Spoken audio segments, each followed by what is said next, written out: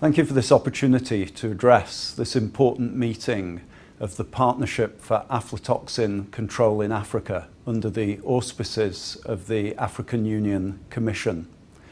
As Director of the International Agency for Research on Cancer, the Cancer Agency of the World Health Organization, it's a particular pleasure for me to have this contact with you today because the agency that I'm directing has a long history of research on aflatoxins and human health.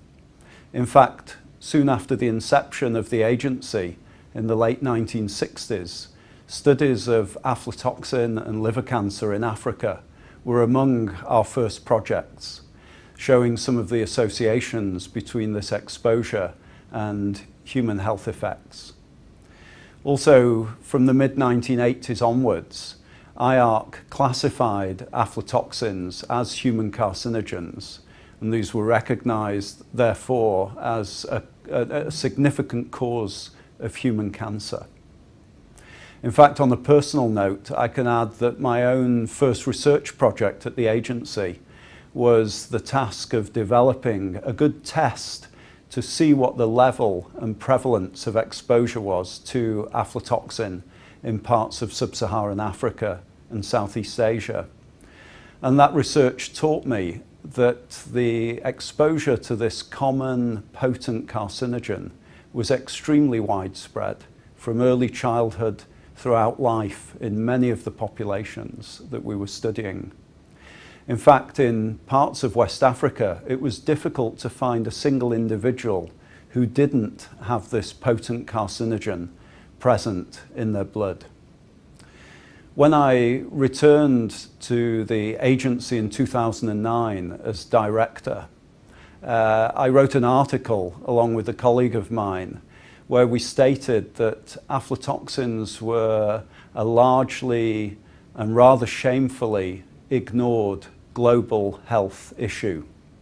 And what struck me at that time was the lack of translation of our understanding of the adverse health effects into change that would serve to protect populations against these toxins. It was for this reason that I decided my own focus as director of the agency would henceforth be on trying to take that science and make it visible to policymakers in order to effect change. Our most recent effort in this regard was in partnership with the Bill and Melinda Gates Foundation, and we were able to organize a workshop of leading experts from around the world to summarize in a short and concise way the health effects that exposures to aflatoxin entail, but also the effort and the effectiveness that has gone into certain intervention measures. So to identify ways to reduce exposure and demonstrate whether they work or not, particularly in the low-income countries. And this work has been summarized in an IARC working group report most recently in English, French and Spanish, and available on our website. Now our challenge is really to take that information into the corridors of power and start to use it to bring about the change and reduce exposure in the most affected populations in the world. As part of this ongoing effort, the agency is coordinating a side event at the World Health Assembly in 2017 to bring this topic to the attention of governments worldwide and health ministers and their colleagues. And I'm delighted to say that the Minister of Health of the Gambia, country in which we've worked extensively over many years, has given his support to that initiative, as has the Regional Director of the World Health Organizations in Africa. So today I wish you every success with your deliberations.